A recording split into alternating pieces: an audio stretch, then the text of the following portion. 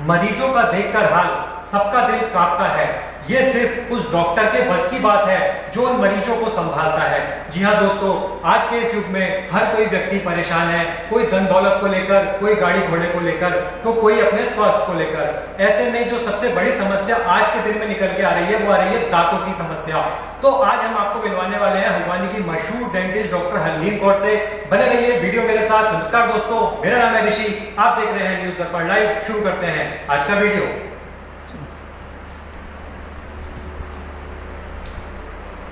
नमस्ते मैम।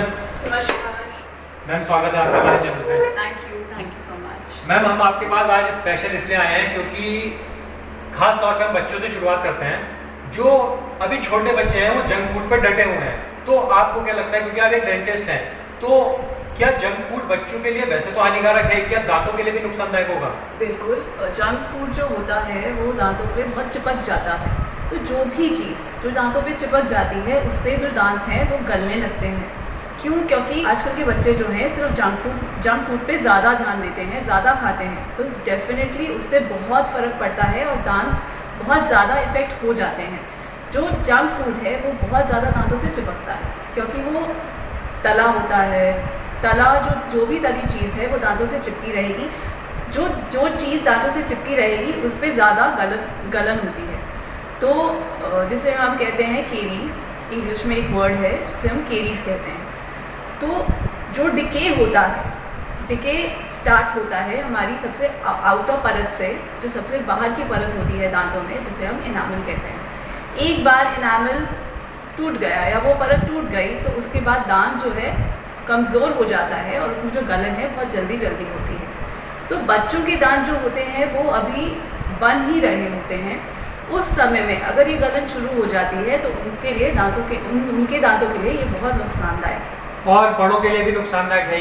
बड़ों के लिए भी उतना ही नुकसानदायक है। मतलब बड़े खाना अगर ज़्यादा जंक फूड खाते हैं तो हमारा जो सलाइवा की क्षमता है वो हमें प्रोटेक्ट करती है। जो हमारी सलाइवा या थूक होती है इसमें कुछ ऐसे बैक्टीरियाज होते हैं या कुछ ऐसे एंजाइम्स होते हैं या ऐसे तत्व होते हैं जिससे हमें एक प्रोटेक्शन मिलती है।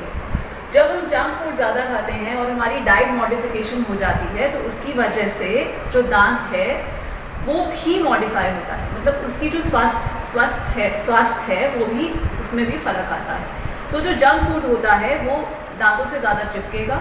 चिपकी हुई चीज़ों पे बैक्टीरिया ज़्यादा अटैक करते हैं तो वो दांत पे जाके अटैक करेंगे। उस अटैक की वजह से जो खाना है, जैसे कि कूड़ा एक पिट में सड़ता है, ऐसे ही दांत पे भी सड़न हो जाती है।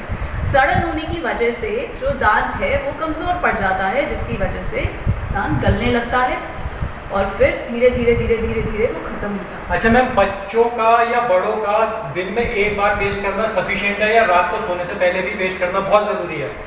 देखिए, मैं ये बात हमेशा हर मेरे पेशेंट को बोलती हूँ कि कम से कम 2 बार ब्रश करना बहुत ज़रूरी होता है। क्या होता है, हम सुबह ब्रश इसलिए करते हैं ताकि हमारा माउथ जो है फ्रेश हो जाए, हमारे जो ब्रेथ है, जो बदबू आ रही है मुंह से, वो ख़त्म हो जाए। पर उसका ये पर्पस नहीं होता है कि वो बैक्टीरियाज को बहुत ज़्यादा डीएक्टिवेट कर दे या उनके काम को रोक दे। रात को क्या होता है, रात को जब हम सोते हैं और हम ब्रश नहीं करते हैं तो जितना दिन भर का खाना है हम खा के सो जाते हैं और वो जो खाना है चिपका रहता है। तो रात को ना हम खा रहे हैं ना हम पी रहे हैं, तो उसकी वजह से जो एक फ्लशिंग एक्शन होता है वो नहीं हो पाता है रात को। तो जितनी सड़न होती है वो रात को ज़्यादा होती है और दिन में कम, क्योंकि दिन में हम खाते रहते हैं, पीते रहते हैं, तो उसकी वजह से फ्लशिंग एक्शन जो है कंटिन्यूड रहता है। तो इसलिए रात को ब्रश करना जितना ज़रूरी है उतना दिन में नहीं है। तो रात को डेफिनेटली ब्रश करके सोना चाहिए और दिन में तो करना ही है, बिकॉज फ्रेशनेस चाहिए। तो जो भी पेरेंट्स ये वीडियो देख रहे हैं वो इस बात को समझ लीजिए कि बच्चों को और खुद को भी रात को ब्रश करना बहुत ही अनिवार्य है। ब्रश जरूर कराएं। बढ़ते हैं अपने अगले सवाल की ओर। मैम, कोविड के बाद से कितना मुश्किल हो गया आपके लिए काम करना, क्योंकि आपको मुंह में हाथ डाल के काम करना है और कोविड का खतरा बरकरार है, तो आप कितना पहले के मुकाबले कितना आसान हो गया या मुश्किल हो गया? मुश्किल हो गया है। जो कोविड है उससे सब परेशान हैं और सब डरे हुए हैं। क्या होता है कि कोविड माना गया कि वो एरोसोल प्रोडक्शन, मतलब जो हवा में कण आ जाते हैं उनके थ्रू वो स्प्रेड करता है। तो जब हम पेशेंट के मुंह में काम करते हैं तो वो एरोसोल प्रोडक्शन डेफिनेटली कम से कम नहीं तो आप लगा लीजिए 10 से 20% बढ़ जाता है।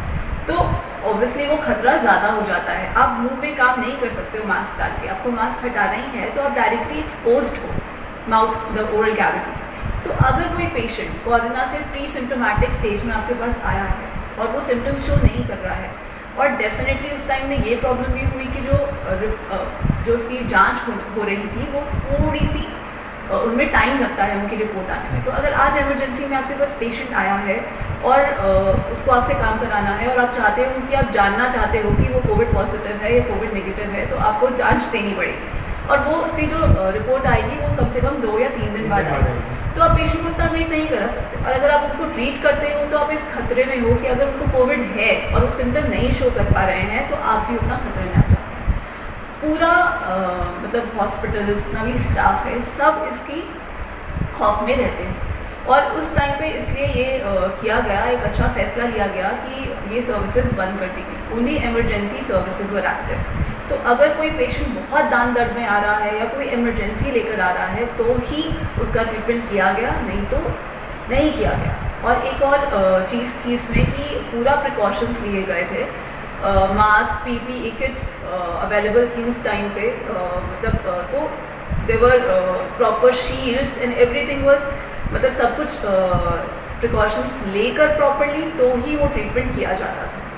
तो आपने देखा डॉक्टर को कोरोना वॉरियर्स ऐसे ही नहीं कहा गया, खतरे से जूझते हुए इन्होंने लोगों का इलाज किया है। बढ़ते हैं अगले सवाल की ओर। डॉक्टर साहब, जो आज के मैंने देखा 100 में से 80 लोग 85 लोग पान मसाले का सेवन कर रहे हैं, ये क्या दांतों को अफेक्ट करता है? बिल्कुल करता है और बहुत ही बड़े स्तर पे करता है।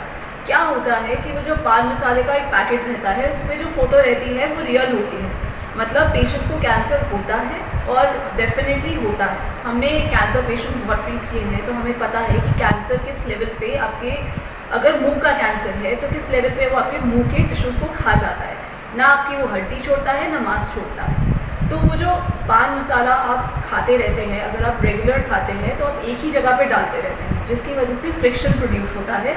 उसकी वजह से जो उसमें कह सकते हैं कि जो एलिमेंट्स होते हैं वो आपकी अंदर की मांस में धंसते रहते हैं। तो धीरे धीरे धीरे धीरे क्या होता है, वो कैंसर में तब्दील हो जाते हैं। तो पान मसाला खाने वाले लोग आदत तो है, पर आप ये समझिए कि अगर आपको कैंसर हो गया तो जितने दिन आपने वो पान मसाला खाया है आप उसका पछतावा करेंगे। तो इसलिए मैं सजेस्ट करूँगी कि पान मसाला वगैरह ना खाएं, सिगरेट ना पिएं, क्योंकि ये डेफिनेटली बहुत ज़्यादा नुकसान करता है और अगर किसी को कैंसर हो जाए तो उससे बुरा कुछ नहीं। ठीक है, यहाँ तक का आपने हमारा वीडियो समझ लिया होगा। अगर समझ में आ रहा है तो इस वीडियो को शेयर जरूर करें ताकि ये वीडियो उन लोगों तक पहुँच सके जिसको इस चीज़ की ज़रूरत है। मैम, एक हैप्पी स्माइल के लिए अच्छे दांत होना बहुत ज़रूरी है। कुछ लोगों के दांत टेढ़े मेढ़े होते हैं, कुछ को में पीलापन आ जाता है, तो उसके क्या उपाय कर सकते हैं कि रेगुलर चेकअप कराएं हम, या हर 6 महीने में, या जैसे कि लोग वाइटनेस करते हैं, घिसते हैं, तो क्या वो सेफ होता है या उससे दांत कमज़ोर हो जाते हैं?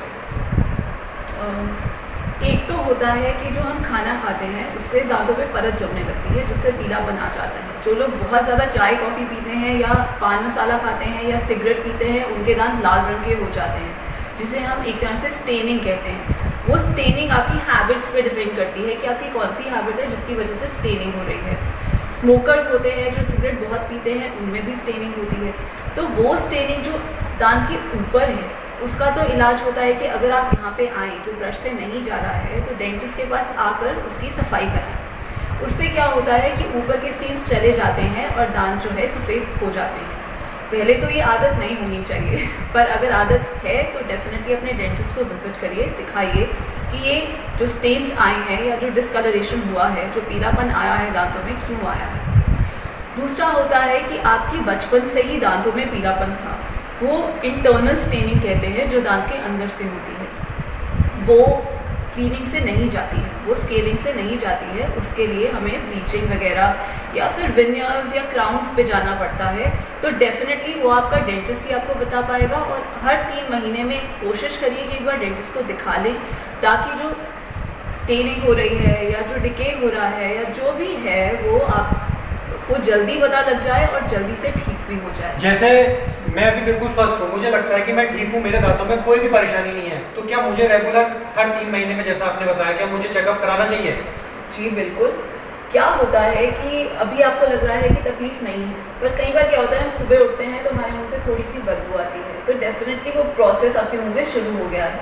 थोड़ा पीलापन जो है, जहाँ कई बार क्या होता है जो हम खाना खाते हैं वो खाना फंसा रह जाता है, वो खाना बाहर नहीं निकाल पाते हैं ब्रश से, तो जहाँ पे खाना फंसा रहेगा वहाँ सड़न हो जाएगी। तो वो देखने के लिए ही आपको डेंटिस्ट को दिखाना होता है।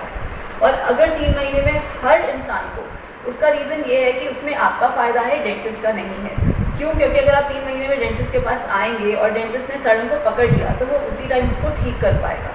यही आप नहीं आएंगे, वो सड़ता रहेगा और वो या तो RCT की नौबत पे आ जाएगा या फिर निकालने की नौबत पे आ जाएगा। तो इससे बेहतर है कि आप 3 महीने में चेकअप कराएं, अगर कोई सड़न है उसमें फिलिंग कराएं या क्लीनिंग कराएं और स्वस्थ रखें अपने दांतों। मैम, अभी जैसे आप हल्द्वानी में प्रैक्टिस कर रही हैं, यहाँ पे हल्द्वानी की जो जनता है इनको क्या परेशानी है, मतलब दांतों से क्या सबसे ज़्यादा परेशानी लोग आपके पास लेकर आते हैं? दर्द। जब तक किसी के दांत में दर्द नहीं होता तब तक कोई भी इंसान दांत दिखाने तो नहीं आता है। तो हल्द्वानी की जनता को मैं ये कहूँगी कि दांत जो है, अभी आपको लगेगा कि इनका कोई फ़ायदा नहीं है या, बट जब दांत नहीं होंगे तब आप रियलाइज़ करेंगे कि दांत होना कितना ज़रूरी है। क्योंकि आफ्टर ऑल आपका खाना, चबाना, सब जो डाइजेशन है वो आपके माउथ से ही शुरू होता है। तो जब दांत नहीं होंगे आप काफ़ी चीज़ें नहीं खा पाएंगे और ना ही अच्छे से चबा पाएंगे। तो जो आपका फर्स्ट स्टेप ऑफ डाइजेशन है वो हैम्पर हो जाता है। जो आपका पहला आप एक तरह से कह सकते हैं कि हमारा जो डाइजेशन है वो हमारे ओरल कैविटी से ही शुरू होता है, और हमारा ओरल कैविटी जो है एक्सपोज्ड है आउटर एनवायरनमेंट से। तो it is very important to keep your oral cavity healthy. आपकी जो मुंह है वो बहुत हेल्दी होना चाहिए, ताकि जो भी मुंह बाहर से अंदर आ रहा है इतनी क्षमता होनी चाहिए कि वो मुंह के लेवल पे ही फाइट कर दे और अंदर कोई बीमारी ना जा पाए। अच्छा मैम, मैंने देखा कि जो एक्टर्स हैं, जो मॉडल्स हैं, ये इनके कुछ दांतों में जैसे दिक्कत होती है तो आर्टिफिशियल सर्जरी कराते हैं, तो क्या ये सेफ होता है? क्योंकि अब जब वो करा रहे हैं तो उनके जो फॉलोअर्स हैं वो भी उस ओर को बढ़ेंगे, तो क्या ये सेफ होगा उनके लिए? हर एक बंदे को एक अच्छी स्माइल चाहिए होती है और हर कोई चाहता है कि वो खूबसूरत लगे। तो देयर आर सर्टन थिंग्स जो हम वेनियर्स कहते हैं या लैमिनेट्स कहते हैं, दे आर जस्ट मतलब इट्स अ पतली सी परत जो हम दांत पे दे देते हैं। तो जिनके दांतों में कोई स्टेनिंग है या वो पीलापन है और वो चाहते हैं कि हम एक अच्छी स्माइल बनाएं, तो उनको हम ये एक्चुअली में सजेस्ट करते हैं कि आप ये ट्रीटमेंट करवाइए, and it is very safe. It is मतलब you can have a beautiful smile. आप बहुत ही खूबसूरत स्माइल पा सकते हैं अगर आप अपने डेंटिस्ट को विजिट करें और अच्छे से ट्रीटमेंट को कराएं।